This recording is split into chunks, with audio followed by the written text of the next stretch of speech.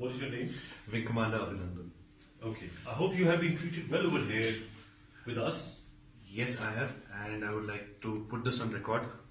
And I will not change my statement if I go back to my country also. The officers of the Pakistani army have looked after me very well. They are thorough gentlemen, starting from the captain who rescued me from the mob and from his soldiers, and thereafter the officers into the unit which I was taken to. Okay. This is what I would expect my army to behave as, and I am very impressed by the Pakistani army. Okay, wonderful. So, Wing Commander, you hail from which place in India? Am I supposed to tell you this, Major? I'm sorry. I'm from down south. You're from down south? Yeah. Okay.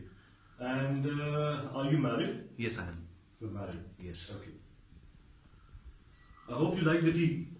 The tea is fantastic. Thank you. Okay. And now coming over to some specifics. Which aircraft you were flying? I'm sorry, Major. I'm not supposed to tell you this, but I'm sure you found the wreckage.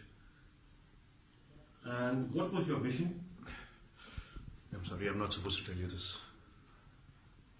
Okay. Thank you.